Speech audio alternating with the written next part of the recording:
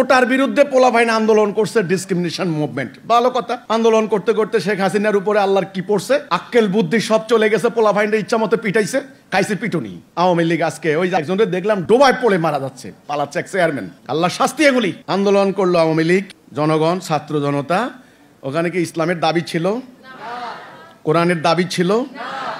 শেখ হাসিনাকে এই কথাটা বলেছিল ইসলামী দলগুলা যে এই আমাদের বোন হাসিনা, ইসলাম মেনে নাও, তুমি আমাদের বোন, একথা বলছিল?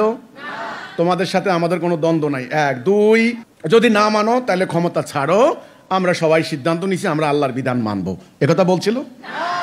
তিন, যদি ক্ষমতা না ছাড়ো আমরা গণভবন ঘেরাও দিব, সুযোগ দিছিল? বলছিল? আন্দোলন করতেছে করতেছে করতেছে করতেছে, আন্দোলনের ভাষা পরিভাষা মোতাবেক এমন একটা পর্যায়ে যাইয়া ফিট করছে, আওয়ামী লীগ পালাই গেছে। এটা রাজনৈতিক উত্থান পতন অতীত এরকম হয়েছে। ওই তিউনিসিয়া থেকে বেন আলী পালাইছে, সিরিয়া থেকে বাশার আল আসাদ পালাইছে, আমাদের এখান থেকে হাসিনা পালাইছে, এরা হয়েছে। ইসলামী দলগুলা কি করলো, মাঝখানে ডুইকা হাসিনার কাপড় সবর নিয়ে টানাটানি শুরু করে দিল। এইবার যারা এনসিপি করে, এনসিপি, তারা বলছে বিপ্লব চিন্তাই হয়ে যাচ্ছে। চিন্তাটা কেরা করতেছে? ভাই, ইসলামকে এত হাস্যরসের পাত্র বানিয়েন না। ইসলাম একটা সুমহান আদর্শ।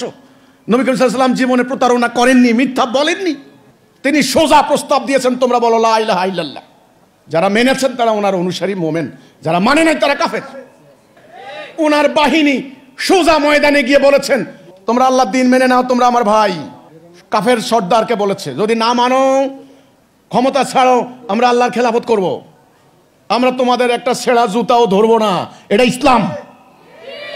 যদি না মানো লড়াই হবে ময়দানে, তলোয়ারের তেজ পরীক্ষা হয়ে যাবে। সিম্পল, সিরাতুল মুস্তাকিম, সহজ, পরিষ্কার।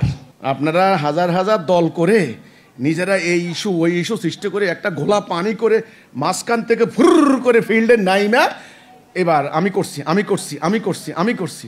এবার যদি বলে 3000 পুলিশ মারছেন, বলে আমরা মারি নাই, তা আপনারা মারলেন না? ভাই, দায়িত্ব নিতে হবে, এটা ইসলাম। রাসূলুল্লাহ সাহাবীরা দায়িত্ব নিয়েছেন যে হ্যাঁ আমরা করেছি, এই জন্যে করেছি। দুই একটা জায়গায় কমান্ডারদের ভুল হয়েছে, হয় না যুদ্ধের মধ্যে?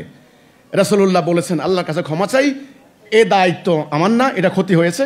হযরত আলীকে পাঠিয়ে ক্ষতিপূরণ দিয়েছেন, দেন নাই? এটা ইসলাম। তা আমার কথা ভাই, আপনারা যেই ঐক্যবদ্ধ হচ্ছেন এগুলা হলো নির্বাচনে বৈতরণী পার হওয়ার, এগুলা দিন প্রতিষ্ঠার ঐক্যবদ্ধতা নয়, এগুলা দিয়ে ইসলাম প্রতিষ্ঠা হবে না।